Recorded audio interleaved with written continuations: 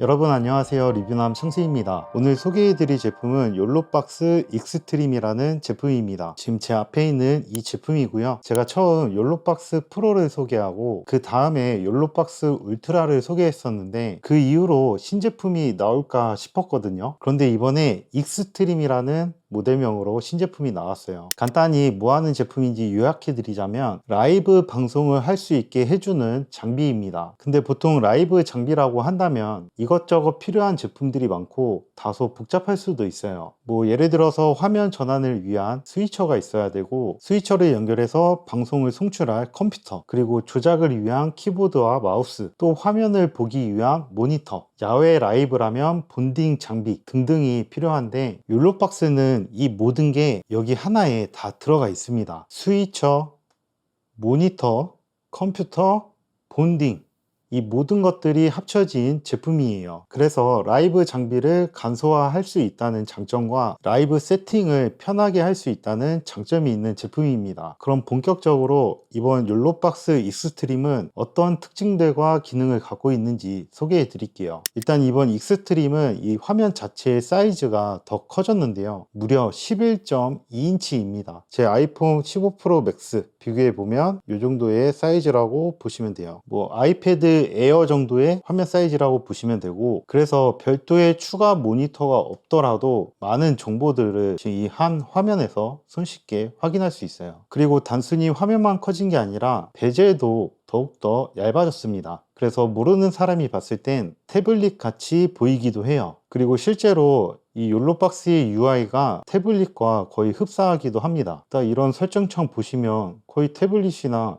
똑같죠. 그리고 계속 보신 것처럼 이렇게 터치 조작도 가능하고요. 단자도 많은 부분이 업그레이드 되었는데 가장 눈에 띄는 부분은 HDMI 단자가 무려 10개입니다. 보통 이 많은 단자들을 다 사용할 일은 적겠지만 단자가 10개로 늘어남으로써 카메라 대수에 대한 걱정을 덜 수 있게 되었어요. 그리고 추가로 눈에 띄는 단자는 안테나 단자인데, 여기에 안테나를 지금처럼 연결해서 본딩 기능이나 와이파이로 라이브를 할 때 이전 제품들보다 좀 더 안정적으로 신호를 잡을 수 있게 되었어요. 그리고 이 외에 다른 단자들은 유선 램 포트 하나, USB-A 타입 단자 2개, 마이크 단자 하나와 마이크 라인 단자 하나, 그리고 C 타입 단자 하나, 충전 전용 C 타입 단자 하나, 그리고 송풍구 3곳, 아래쪽에는 전원 버튼 하나, 심카드 단자 하나, 풀사이즈 SD카드 단자 하나, 헤드셋 단자 하나, 그리고 여기 플레이트 껴있는 거 보이시죠? 4분의 1인치 나사올 하나, 이렇게 구성이 되어 있습니다. 첫 번째로 전원을 켜면 지금과 같은 화면이 뜨는데, 여기서 가장 먼저 해야 될 건 오른쪽 위에 있는 톱니바퀴 아이콘입니다. 이 욜로박스 계정을 만들고 로그인 할 수도 있고요. 그리고 만든 계정 안에 내가 사용하는 SNS, 라이브 플랫폼 저장을 해둘 수가 있습니다. 그리고 인터넷과 관련된 설정들, 여기에 유선 인터넷, 동글, 핫스팟, 블루투스, 인터넷 속도 테스트까지 다 가능해요. 또 현재 내가 있는 지역에 맞는 시간대 선택도 할 수 있고요. 디스플레이 밝기라든지 자동 화면 꺼짐 시간, 이런 거 다 설정할 수 있는 기본 설정 창이라고 보시면 됩니다. 다시 되돌아와서 두 가지 선택지가 주어져요. 왼쪽은 욜로박스만을 이용해서 라이브 할 때, 오른쪽은 컴퓨터와 연결해서 OBS 스튜디오나 PC에 있는 라이브 프로그램과 연동해서 스위처로 활용할 때 사용하는 메뉴입니다. 둘 다 들어갔을 때 메뉴 구성은 거의 동일하다고 보시면 되고, 아무래도 왼쪽에 있는 라이브 스트리밍 모드가 더 많은 기능이 있기 때문에 라이브 스트리밍 모드 기준으로 보여드릴게요. 들어오게 되면 지금과 같이 빈 화면이 뜨는데, 여기 아래쪽에 있는 플러스 모양을 눌러서 제목을 지어주고 우선 방을 만들어주는 공간이고요. 내가 만든 방 안에 들어가게 되면 이제 라이브와 관련된 세팅을 할 수 있는, 동시에 라이브를 컨트롤할 수 있는 UI가 뜨게 돼요. 이 화면에서 확인할 수 있는 정보들을 먼저 보여드리자면, 왼쪽 상단에서 현재 시간 확인할 수 있고요. 그 아래쪽에서 오디오 미터 확인할 수 있고, 또는 ISO 녹화 중인지 확인할 수 있고요. 또 현재 사용 중인 CPU 사용량과 현재 사용 중인 인터넷 데이터 사용량, 그리고 현재 와이파이로 되어 있는지 유선인지 동글인지 이런 것들을 표기해주는 아이콘,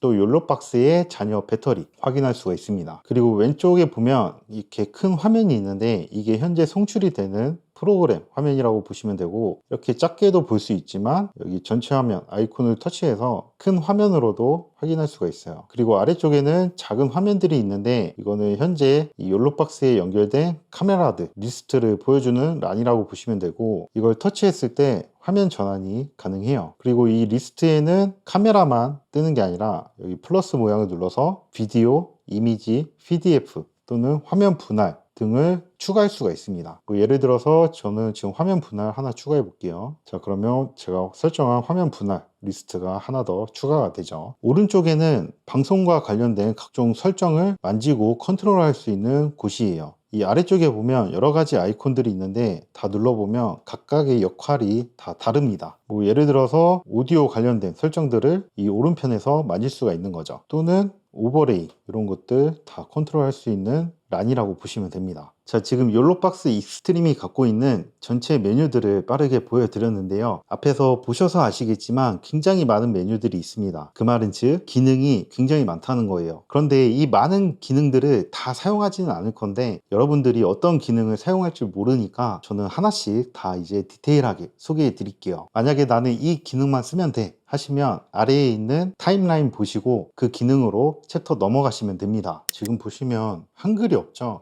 여기 콤마 버튼 꾹 누르고 있으면 톱니바퀴 모양이 뜨는데요. 그때 손을 놔두면 설정으로 움직여집니다. 키보드 설정. 여기서 맨 위에 랭귀지 터치하시고요. 키보드 추가, 그리고 쭉 내리면 코리안이라고 한국어가 있어요. 여기 보시면 코리안이라고 써져 있죠. 이거 선택해서 추가해 주시면 이제 한글이 나와요. 여기 지구본 모양 누르면 한글이 나오죠. 내가 외주로 운영하는 거래처가 여러 군데가 있다면 각 업체별로 여러 개의 방을 만들어 둘 수가 있어요. 이게 왜 중요하냐면 각 업체마다 갖고 있는 프리셋이라든지 방송 설정이 다르기 때문에 그때마다 계속 초기 세팅을 해주기가 번거롭잖아요. 그래서 미리 내 거래처들 맞게 세팅해 놓고 나중에 그 업체 방을 선택하면 초기 세팅을 더 이상 하지 않아도 되는 거죠. 자, 이번엔 네트워크 본딩 기능을 보여드릴 건데요. 아래쪽에 있는 수많은 기능들 중에서 제일 첫 번째에 있는 네트워크 본딩 기능입니다. 일단 제가 연결한 네트워크 상태를 보자면 와이파이 연결을 해놨고요. 자, 그리고 유선랜도 연결을 하겠습니다. 그리고 아래쪽에서 유심도 연결을 해줄게요. 자, 이렇게 유심 연결하겠습니다. 자, 이 상태에서 네트워크 본딩을 활성화 해줄게요. 활성화. 그러면 지금 보시다시피 제가 연결한 네트워크가 전부 뜨는 걸 확인할 수가 있어요. LTE, 유선 랜, 그리고 와이파이, 그리고 여기서 USB A 타입을 이용해서 네트워크 동글을 추가로 연결을 할 수가 있어요.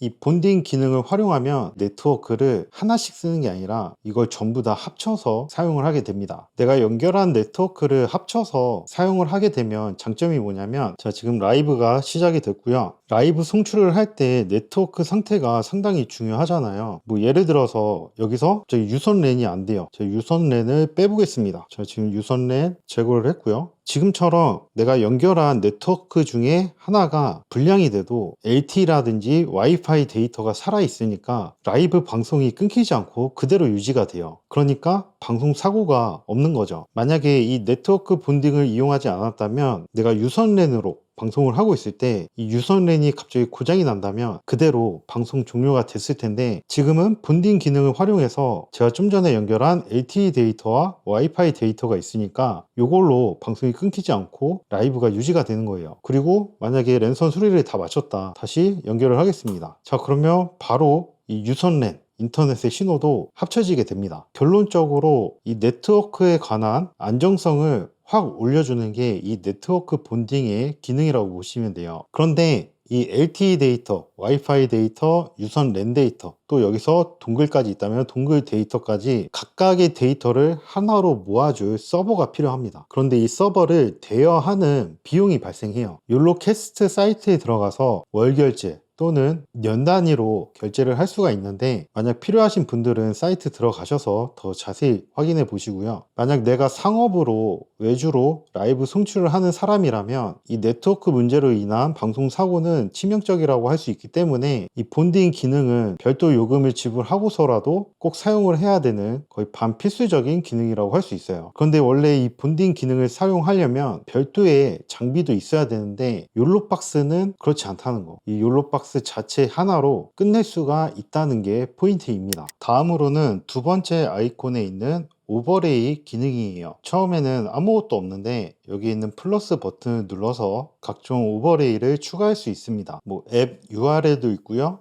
욜로캐스트 오버레이도 있어요. 욜로캐스트 오버레이는 이 욜로캐스트 사이트에서 내 오버레이 템플릿을 저장할 수가 있거든요. 업로드 해 놓을 수 있는데 그걸 불러와서 쓰는 기능입니다. 그리고 이미지 오버레이가 있어요. 이미지 오버레이는 제 아래쪽에 SD 카드에 따로 저장해 온 이미지를 불러오는 기능입니다. 그래서 제 SD 카드에 불러온 이미지를 한번 불러와 볼게요. 일단 로고 있고요. 그리고 구독 요청. 제가 이거 두 개를 SD 카드에 넣어 왔어요. 그러면 지금처럼 추가가 되는 모습을 확인할 수 있죠. 그리고 이거 외에도 다른 오버레이들도 많이 있습니다. 이거는 욜로박스 자체에 내장되어 있는 기본 템플릿이에요. 이 중에 하나를 선택해서 각종 세부 설정들을 바꿀 수가 있어요. 일단 이 왼쪽 화면에서 드래그해서 위치 이동 가능하고요. 그리고 내용도 바꿀 수가 있습니다. 일단 이 템플릿의 이름 커스텀 할 수 있고요. 그리고 위쪽에 있는 서브 타이틀 이름, 그리고 아래쪽에서 메인 타이틀.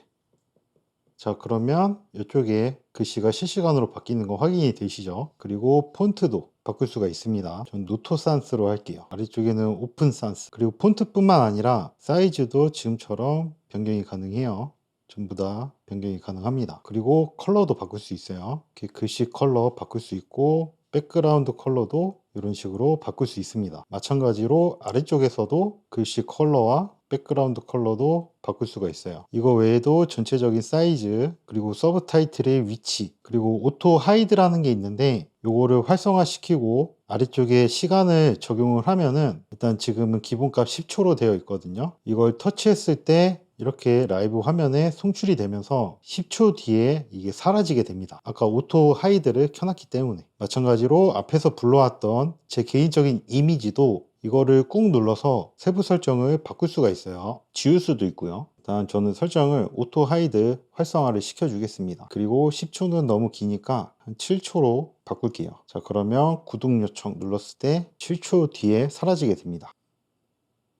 좋죠. 마찬가지로 로고 요것도 한번 해볼게요. 요거는 5초로 한번 해볼게요. 그리고 오토 하이드 켜고 적용. 그리고 여기 보시면 시간초가 나와요. 제가 이거 활성화 했을 때 잔여 시간도 실시간으로 카운트가 됩니다. 그리고 카운트다운 오버레이도 있어요. 이거는 방송 시작 전에 쓰면 좋은 템플릿이죠. 마찬가지로 글씨 다 바꿀 수 있습니다. 방송 시작 전. 그리고 마찬가지로 폰트도 바꿀 수 있고요. 시간도 바꿀 수가 있어요. 10분은 너무 기니까 한 5분으로 해보겠습니다. 그 아래에 있는 다른 컬러들 다 변경이 가능하고요. 또 여기에 백그라운드 뮤직이라고 있어요. 이거 눌러보면 저는 SD카드에 BGM 미리 넣어왔거든요. 이거 선택해서 적용을 할 수가 있습니다. 그러면 이 카운트다운 오버레이가 올라갔을 때 이 노래 BGM이 자동으로 재생이 되는 거예요. 그리고 이 방송 시작 전 백그라운드의 불투명도도 조절할 수가 있습니다. 보면 이렇게 불투명도 내릴 수 있고요. 방송 준비 중인 게 아주 살짝 보이게 설정을 하겠습니다. 그리고 사이즈도 조절이 가능해요. 그리고 적용. 그럼 카운트다운 오버레이 한번 활성화 해볼게요. 자, 이렇게 터치하자마자 바로 시간 카운트 작동을 하고요. 제가 설정한 컬러와 디자인대로 나가는 걸 확인할 수가 있죠. 그리고 제가 넣어놓은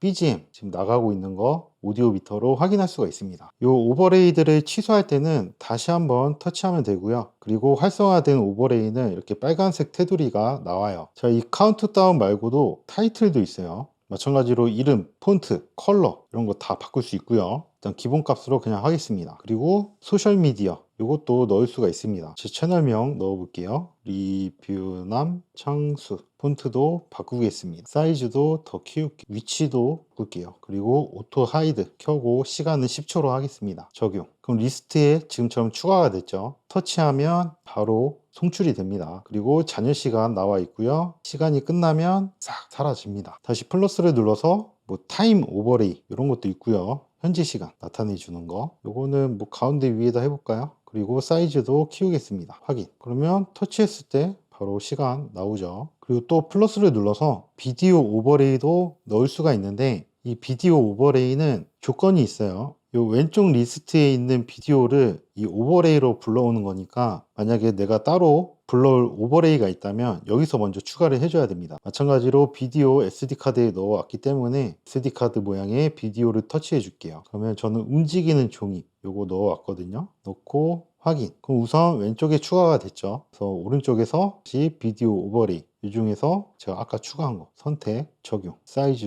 가능하고요. 적용. 그럼 이걸 터치했을 때 내가 불러온 비디오가 이렇게 적용이 되는 걸 확인할 수가 있어요. 자, 그런데 지금 이 시간과 비디오 오버레이 둘 다 같이 적용이 되어 있는데 이 비디오 오버레이가 더 위에 있어서 시간이 지금 가려졌잖아요. 자, 이거 꾹 누르면 오버레이 위치 정할 수가 있는데 최상단에 할 것이냐 그 아래쪽으로 내릴 것이냐 선택할 수가 있어요. 지금 시간을 위로 올려야 되니까 이 비디오 오버레이를 아래쪽으로 내리겠습니다. 자, 그러면 올바르게 적용이 됐죠. 자, 이렇게 다양한 오버레이 기본 템플릿을 사용해도 되고요. 또는 내가 SD카드에 넣어온 비디오라든지 이미지들 따로 추가해서 내 마음대로 커스텀 할 수가 있어요. 라이브 송출을 할 때 이 오버레이 기능을 많이 활용하게 되는데 이거를 이 한 화면에서 손쉽게 터치 하나로 다 조절이 가능하다는 거. 그리고 기본적인 템플릿도 있어서 굳이 내가 따로 준비한 소스가 없더라도 뭐 위치라든지 이름, 폰트, 사이즈, 컬러 다 수정이 가능하기 때문에 라이브 방송함에 있어서 너무나 좋은 기능이라고 할 수 있습니다. 자, 다음 세 번째 아이콘에서는 내가 송출할 라이브 플랫폼을 선택할 수 있는 거예요. 기본적으로 이 메뉴에 저는 유튜브 제 채널을 추가해 놨는데 여기 플러스 모양 있죠. 요걸 눌러서 유튜브를 추가할 건지 페이스북을 추가할 건지 트위치를 추가할 건지 또는 RTMP로 다른 플랫폼을 추가할 건지 SRT로 추가할 건지 이런 것들을 다 추가할 수 있습니다. 그리고 유튜브 채널도 저는 지금 하나만 활성화를 해놨지만 만약에 유튜브 채널 여러 개 갖고 있다 하시면 여기에 추가로 눌러서 유튜브 채널도 여러 개 추가해 놓을 수가 있어요. 그래서 저는 유튜브 채널을 기준으로 보여드리자면 이걸 활성화 했을 때 전체 공개로 라이브를 할 것이냐 일부 공개로 할 것이냐 비공개로 할 것이냐 이것도 선택이 가능하고요. 저는 일단 일부 공개로 선택을 하겠습니다. 그리고 이 위쪽에 고 라이브 있죠? 이거 누르면 너는 지금 VBR 4K 30프레임 4000kbps로 H265 코덱으로 세팅을 해놨어. 이대로 시작할까? 다시 재묻는 과정이 있습니다. 그리고 아래쪽에는 레코딩 스트리밍이 있어요. ISO 녹화할 거냐 지금 라이브 나가는 거 그것도 선택을 할 수가 있어요. 자, 스타트를 하게 되면 여기서 지금 ISO 녹화되고 있는 거 표기를 해주고요. 그리고 라이브 현재 진행 중인 상황 표기가 됩니다. 또 아래쪽에서도 라이브 아이콘이 새로 추가가 됐죠. 그리고 현재 인터넷 상태, 뭐 드랍 프레임, CPU 사용량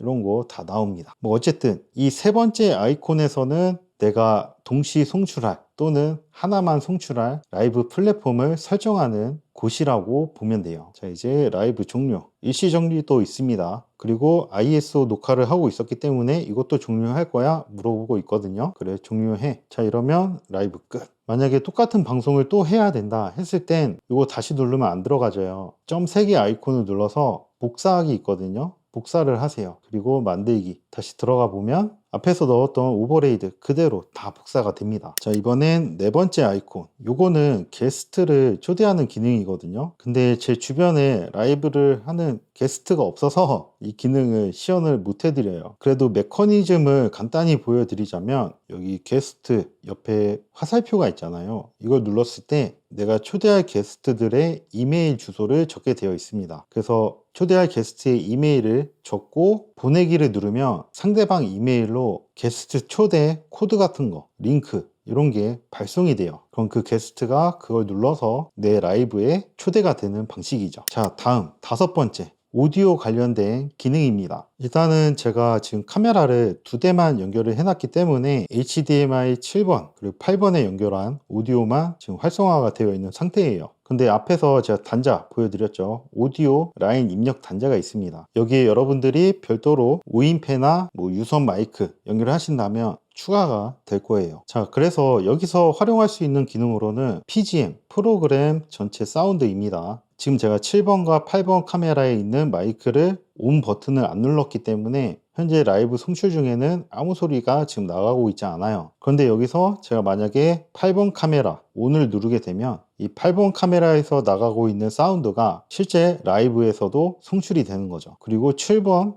이것도 활성화를 하게 되면 7번과 8번 카메라의 마이크가 섞인 오디오가 지금 라이브로 나가게 되는 겁니다. 반대로 다시 다 끄고 온 아래쪽에 AFV라고 있어요. 일단 둘 다 활성화를 해줄게요. 이게 무슨 기능이냐면 지금 HDMI 8번 화면이거든요. 그래서 8번 화면에서 송출이 되고 있잖아요. 그 오디오를 라이브로 보내주는 겁니다. 그런데 여기서 제가 7번 카메라로 바꿔볼게요. 7번으로 바꾸게 되면 8번 카메라의 오디오가 비활성화 되면서 7번 카메라에서 수음하고 있는 오디오로 라이브에 송출이 되게 되는 거예요. 그러니까 프로그램 화면에 나가고 있는 카메라를 기준으로 오디오도 자동으로 바뀌는 기능이라고 보시면 됩니다. 그리고 아래쪽에 있는 헤드셋 단자를 통해서 모니터링도 가능해요. 이것도 아래쪽에 직관적으로 아이콘이 있죠. 이걸 끄게 되면 이 카메라의 오디오는 모니터링을 안 하는 것이고, 켜게 되면 이 카메라에 수음되는 오디오를 모니터링하게 되는 것이죠. 자, 그리고 아래쪽에 보면은 바가 있어요. 이게 오디오 게인이거든요. 어떤 카메라는 오디오가 너무 낮다 했을 때 여기서 게인을 올려서 강제로 소리를 올릴 수가 있습니다. 최대 13dB까지 올릴 수가 있어요. 또는 각각의 카메라가 아니라 프로그램 송출되는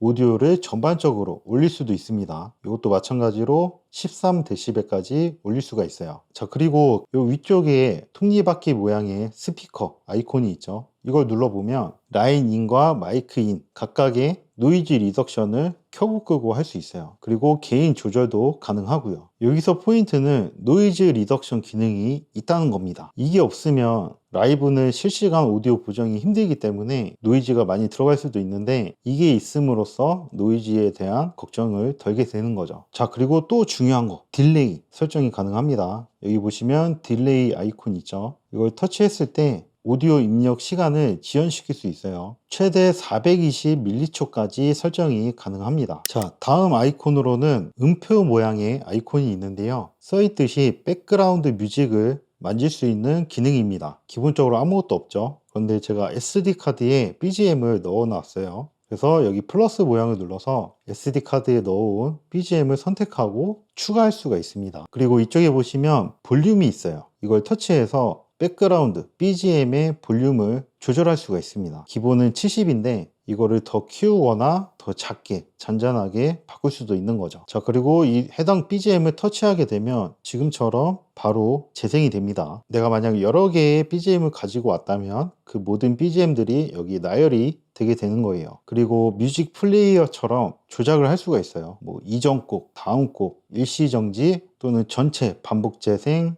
랜덤 재생, 그리고 한 곡만 반복 재생, 아니면 전체 리스트가 끝나면 중지, 이렇게 우리가 흔히 알고 있는 뮤직 플레이어처럼 조절도 가능합니다. 다음으로는 스코어 기능인데요. 여기 보시면 1대1이라는 아이콘이 있죠. 전문적인 프로 경기의 스포츠 경기가 아니더라도 뭐 아마추어 경기라든지 동아리 활동의 경기라든지 이런 것들을 중계할 때 욜로박스에 있는 이 기능을 많이 사용한다고 하더라고요. 우선 스코어 기능에 들어오게 되면 스코어 보드 디스플레이가 있습니다. 이걸 활성화 시켜주게 되면 여기에 스코어 보드가 뜨는 걸 확인할 수가 있어요. 사이즈 변경 가능하고요. 그리고 1번 팀, 2번 팀 점수도 실시간으로 변경이 가능합니다. 그 점수 리셋 가능하고요. 시간 표시도 할 수가 있어요. 경기가 시작되면 바로 스타트 눌러서 경기 시간이 흐르도록 설정이 가능하고, 이쪽에 전반전, 후반전 또는 1쿼터, 2쿼터 이런 것들을 표기할 수도 있습니다. 예를 들어서 전반전. 여기서 끝이 아니라 이 스코어 보드의 스타일도 세부적으로 변경이 가능합니다. 여기 맨 아래에 스타일 버튼을 눌러서 이게 어떤 경기인지 경기 이름부터 바꿀 수 있고요. 창수패 축구 대회 이런 식으로. 그리고 1번 팀, 2번 팀의 이름도 바꿀 수 있습니다. 뭐 예를 들면 김포팀, 그리고 2번 팀은 인천팀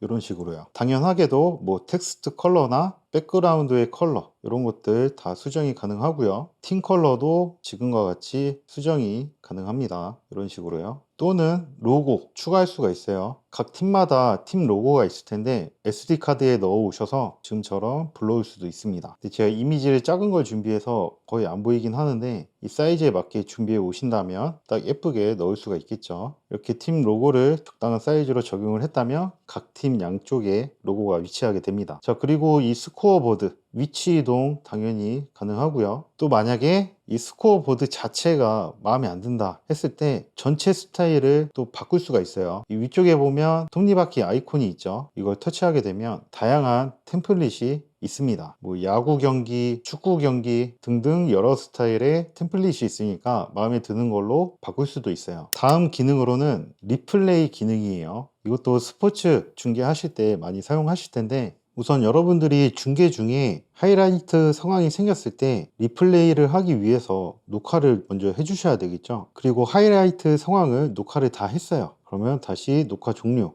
이런 식으로 이 SD카드나 외장하드에다가 하이라이트 영상을 따로 저장을 하셨을 텐데 이때 여기 플러스 모양을 눌러서 그 하이라이트 영상들을 불러옵니다. 뭐 요거 이렇게 3개 정도 저는 불러와 볼게요. 이게 스포츠 골 넣는 장면이라고 생각을 하고, 자, 그리고 나서 여기에 셀렉 버튼이 있어요. 이 셀렉 버튼을 눌러서 전 비디오 1, 2, 3 이게 하이라이트이잖아요. 그래서 1, 2, 3 모두 선택을 해줍니다. 그리고 리플레이 세팅에 들어가 보면 이걸 몇 초 동안 보여줄 건지 저는 10초로 설정을 해놨고요. 그리고 정배속으로 보여줄 건지 뭐 2배속으로 할 건지 슬로우 모션으로 할 건지 이런 것도 조절이 가능해요. 일단 저는 정배속으로 하겠습니다. 그리고 리플레이 오디오 개인 조절 가능하고요. 또는 리플레이 오디오는 아예 끌 수도 있습니다. 그러니까 이 파일에 저장된 오디오겠죠. 저는 끄겠습니다. 그리고 리플레이 해상도 FHD까지 가능하고요. 프레임도 선택이 가능해요. 또 아래로 내려와서 봐보면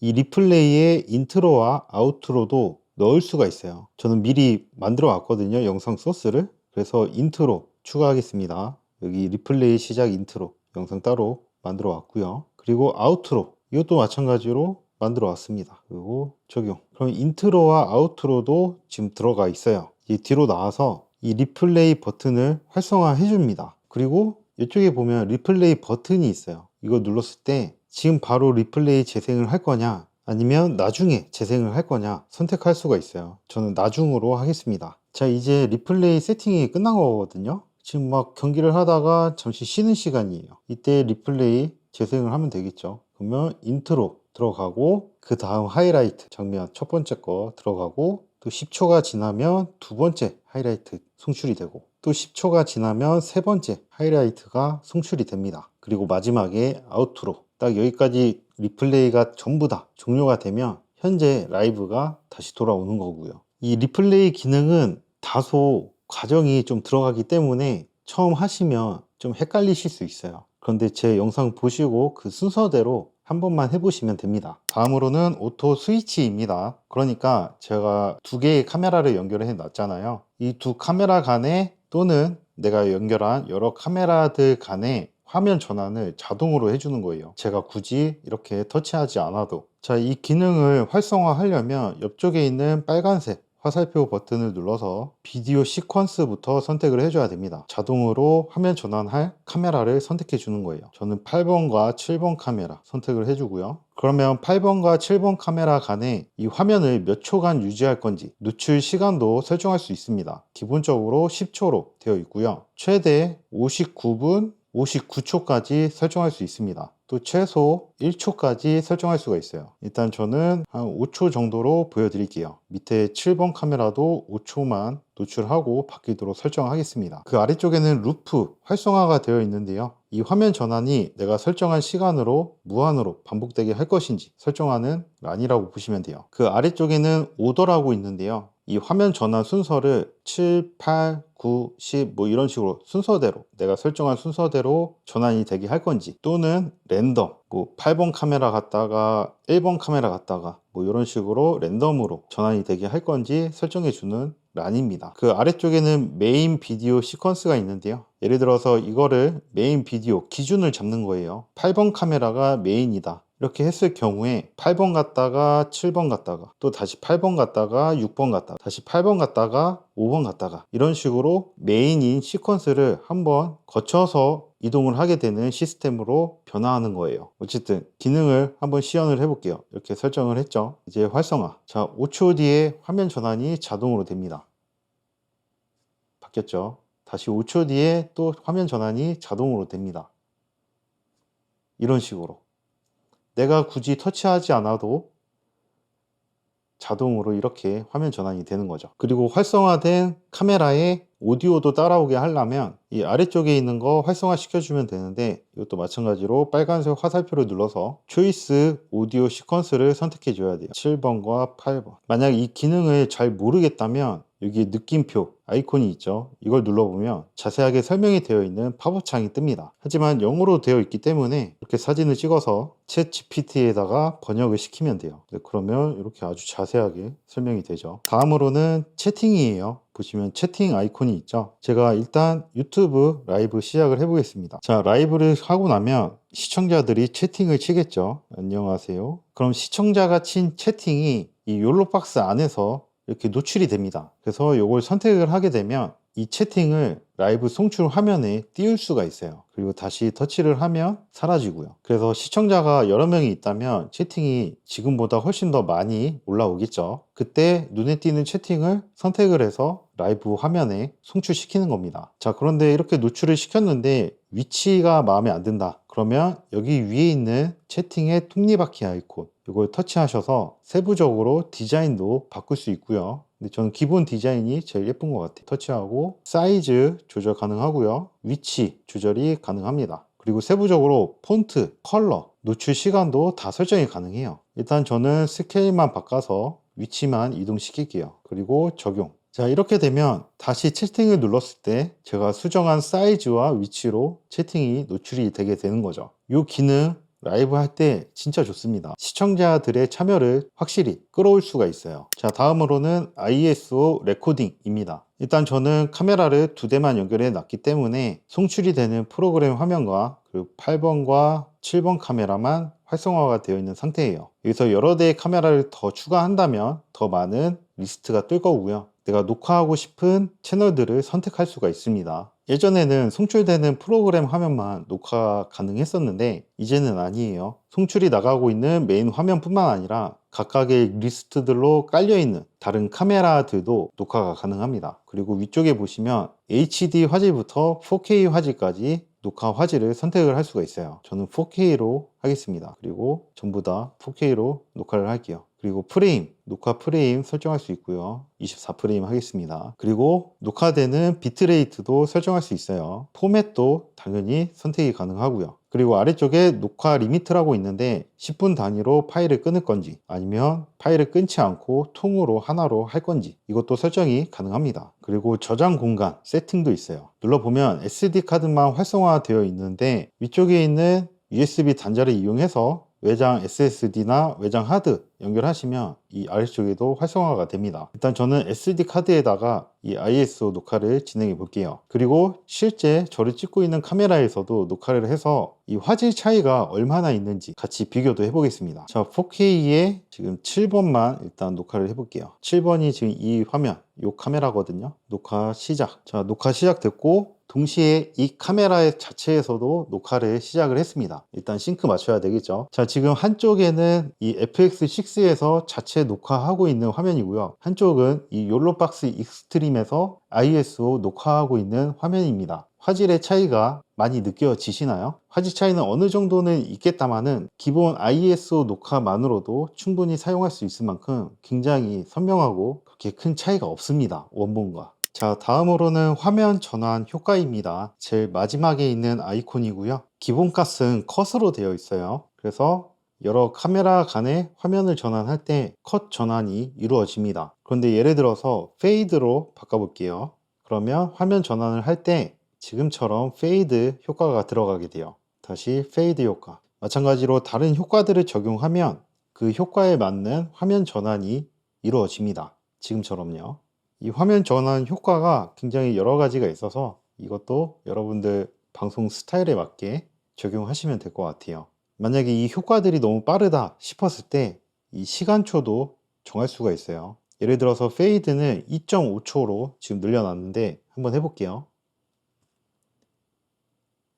자, 이렇게 2.5초 동안 서서히 변화하게 됩니다. 재밌는 효과들이 많으니까 여러분들이 만약에 구매하신다면 하나씩 이렇게 눌러보시면 나에게 맞는 걸 찾으실 수 있을 거예요. 자, 다음으로는 이 마지막 아이콘 옆에 보면 점 3개가 있어요. 이걸 눌러봤을 때 이 앞에서 제가 보여드렸던 그 많은 아이콘들이 전부 다 나열이 되어 있습니다. 그래서 내가 자주 쓰는 기능이 있다 하면은 이렇게 순서도 변경이 가능하고요. 또는 나는 안 쓰는 기능이 있다 하면은 아예 마이너스를 눌러서 제거를 할 수도 있습니다. 예를 들어서 뭐 리플레이 안 쓰고 ISO 녹화 안 쓰고 본딩 안 쓰고 난 요 기능만 필요해 하면은 지금처럼 다 제거를 한 다음에 적용을 눌러주면 그 기능만 지금처럼 남아있게 되는 거예요. 근데 이걸 되돌리고 싶다? 리스토어 초기화 눌러주면 됩니다. 그리고 적용. 화면을 반으로 나눠서 좌측과 우측을 나눴을 때 우측에 있는 기능들 보여드렸고요. 이번엔 좌측에서 할 수 있는 기능들 보여드릴게요. 제가 방금 포켓3를 추가로 연결해서 총 3대의 카메라로 세팅을 해놨습니다. 대표적으로 이 왼쪽에서 할 수 있는 거는요. 화면 분할이 있어요. 이 밑에 플러스 빨간색 아이콘을 눌러서 멀티뷰 라고 있죠. PIP 모드, 스플릿 모드, 사이드 바이 사이드 모드 굉장히 여러 가지의 멀티뷰 모드가 있습니다. PIP 먼저 해볼게요. A와 B가 있잖아요. 총 2개의 화면을 나누는 거거든요. 메인이 될 화면 선택을 해주고요. 그리고 그 옆에 조그맣게 PIP로 뜰 화면 두 번째로 선택을 해줍니다. 그리고 적용. 이렇게 미리 보기를 할 수가 있어요. 그리고 여기서 세부 세팅도 가능하고요. PIP의 사이즈 줄일 수 있고요. 키울 수도 있어요. 그리고 이 PIP의 위치도 이동이 가능합니다. 뿐만 아니라 이 PIP 모양 이런 식으로 바꿀 수도 있어요. 저는 동그라미가 괜찮겠네요. 그리고 테두리에 지금 흰색 테두리가 들어가 있잖아요. 이 테두리도 두껍게 하거나 아예 없앨 수도 있습니다. 그리고 테두리를 넣었다면 이 테두리의 컬러도 지금과 같이 바꿀 수가 있어요. 일단 적용을 한번 해볼게요. 적용. 그러면 이 왼쪽 소스에서 제가 만든 멀티뷰 화면이 추가가 됩니다. 그래서 이걸 터치해 보면 제가 아까 만든 이 멀티뷰 화면이 송출이 되는 거죠. 자, 다시 플러스를 눌러서 또 다른 멀티뷰들이 있는데 작동 메커니즘은 앞에서 보여드린 것과 동일합니다. 근데 저는 지금 3대의 카메라를 연결해 놨으니까 이걸로 한번 해볼게요. 그래서 3대 전부 다 선택을 하고 그러면 지금과 같이 화면 분할이 이루어지는데 백그라운드도 선택을 할 수가 있어요. 저는 이걸로 한번 해볼게요. 마찬가지로 테두리 두께라든지 컬러 이런 것들 다 수정이 가능합니다. 자, 그리고 지금 이렇게 순서가 화면이 되어 있잖아요. 근데 만약에 이 포켓3의 화면과 지금 욜로박스의 화면 순서를 바꾸고 싶어요. 이럴 때는 어떻게 하느냐, 리셀렉 스크린을 터치하시면 됩니다. 그러면 이게 1번이겠고 2번, 3번 다시 적용. 두 개의 위치가 서로 바뀌었죠. 이게 A, B, C예요. 이런 식으로 운영이 됩니다. 그래서 적용 누르면 마찬가지로 왼쪽 소스에 제가 만든 이 멀티뷰 템플릿이 추가가 되었죠. 이런 식으로 다양하게 만들 수가 있습니다. 이렇게도 되고요. 이게 OBS나 VMix 같은 데에서 설정을 하려면 꽤나 복잡해지는데 욜로박스는 아주 손쉽게 이런 식으로 멀티뷰를 세팅할 수 있다는 거, 그게 큰 장점 중에 하나예요. 자, 여기서 끝이 아니고요. 또 다른 기능들도 많이 있어요. 플러스를 눌렀을 때 이 왼쪽에 보면 뭐 비디오, 이미지, PDF, NDI 등이 있잖아요. 자, 비디오는 말 그대로 내 SD카드나 USB 드라이브에 저장해온 영상을 불러오는 겁니다. 불러온 영상을 선택하고 확인을 누르면 아래쪽 리스트에 이런 식으로 추가가 되죠. 그리고 이미지도 마찬가지로 구독 요청이라든지 로고 같은 거 불러와서 이렇게 이미지 띄워 놓을 수가 있고요. 근데 여기서 불러오는 이미지는 자료화면 PPT 같은 거 발표할 때 사용하시면 좋습니다. 만약에 이 영상 위에 오버레이 할 거라면 오른쪽에 있던 오버레이 기능에서 이런 식으로 불러오는 게 맞겠죠. PDF 파일도 마찬가지로 이 SD카드나 USB에다가 넣어 오시면 이 리스트에 불러올 수가 있어요. 예를 들어서 이게 PDF 파일이라고 칠게요. PDF 파일은 여러 페이지가 있을 거 아니에요. 지금 보시면 제가 2개를 넣었기 때문에 1페이지, 2페이지가 있습니다. 그래서 이렇게 순서에 맞게끔 페이지를 넘길 수도 있고, 또 여기서 좋은 게 뭐냐면 이 플러스 버튼을 눌러서 멀티뷰, PIP PDF 파일 먼저 선택을 하고 설명하는 내 얼굴을 선택하면 자, 이런 식으로 해가지고 내가 PDF 파일을 장면을 넘기면서 이 말하는 선생님의 얼굴도 동시에 송출할 수가 있는 거죠. 자, 그리고 또 여러 가지 기능들을 추가할 수가 있는데 NDI가 있습니다. 자, NDI를 추가하면 다음과 같은 화면이 떠요. 그래서 NDI가 되는 카메라 앱을 설치하셔서 서로 연동을 해줘야 됩니다. 그런데 NDI 앱들이 다 유료이기 때문에 이거는 필요하신 분들만 서로 연동하셔서 사용하시면 될 것 같아요. NDI 관련해서는 제가 이전 욜로박스 울트라에서 자세히 보여드렸으니까 궁금하신 분들은 이전 영상 참고해 주세요. 자, 이번엔 세팅과 관련된 설정들을 보여드릴 텐데 오른쪽 상단에 보면 톱니바퀴 모양의 아이콘이 있습니다. 이건 어떤 기능을 선택하든 고정이 되어 있는 아이콘이고요. 자, 그래서 이 톱니바퀴를 눌렀을 때 다양한 세부 세팅이 가능해요. 일단 첫 번째로 이 화면 전환, 요거를 지금과 같이 한번 터치했을 때 전환이 되게 할 거냐, 그런 거를 설정해 주는 옵션이 있어요. 그래서 보시면 더블 클릭이 있죠. 이걸로 바꾸게 되면 한 번 터치로는 안 바뀝니다.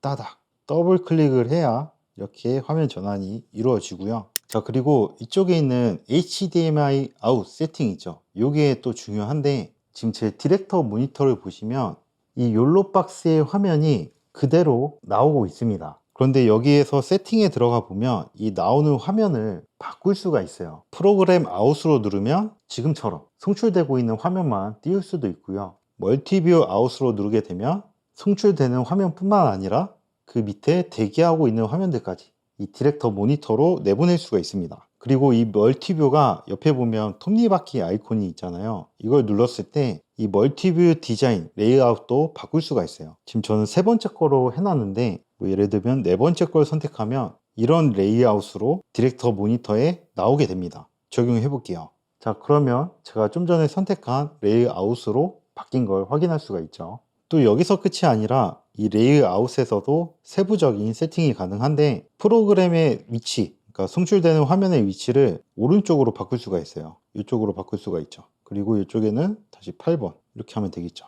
그리고 여기서 오디오 미터를 켜게 되면 적용해 볼게요. 하나 둘 셋 둘 둘 셋.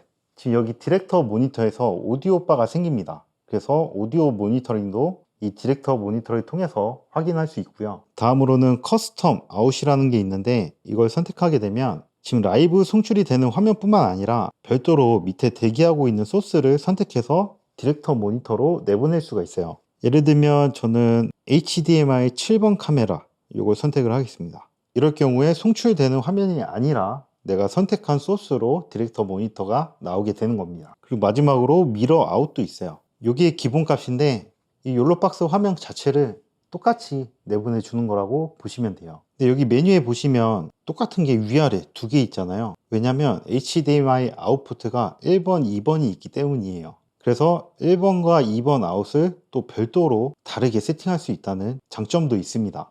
모니터 하나에는 프로그램 아웃을 띄워놓고 또 다른 하나에는 멀티뷰 화면을 띄워놓을 수 있겠죠. 자, 다음으로는 USB-C 아웃이 있어요. 방금 USB-C 아웃은 이 욜로박스를 노트북이나 PC에 연결해서 OBS, vMix 이런 것과 연결해서 사용할 때 필요한 세팅인데 그때에는 모니터 모드로 들어가게 됩니다. 그래서 다시 설정에 들어가 보면 USB-C 타입 아웃을 웹캠으로 바꿀 수 있게 해주는 거예요. 그러니까 이 욜로박스 자체를 웹캠으로 인식시키는 활성창이라고 보시면 됩니다. 그래서 나는 욜로박스가 아니라 vMix나 OBS를 더 많이 활용한다 했을 때 이 C타입을 아웃으로 바꿔주는 걸 활성화 시켜주면 끝인 거예요. 그럼 이 욜로박스가 그냥 스위처 전용으로 바뀌는 거죠. 근데 이걸 모니터, 그러니까 스위처 전용으로 썼을 때에도 이 오버레이라든지 이런 기능들 다 사용할 수 있습니다. 그러면 vMix나 OBS에서 세팅하기 어렵거나 불가능했던 기능을 이 욜로박스를 통해서 추가할 수 있는 거죠. 자, 그리고 이 욜로박스 화면 자체의 모드를 바꿀 수도 있어요. 지금은 클래식 모드인데 이걸 터치해서 디렉터 모드로 바꿀 수도 있습니다. 그럼 화면의 UI가 디렉터 모드로 바뀌게 돼요. 그러면 이 여기 있는 원래 기능들을 못 쓰냐? 그것도 아닙니다. 여기에서 터치를 해보면 이 범위가 줄어들었을 뿐 모든 기능 그대로 다 활용할 수가 있어요. 근데 저는 클래식 모드가 편하더라고요.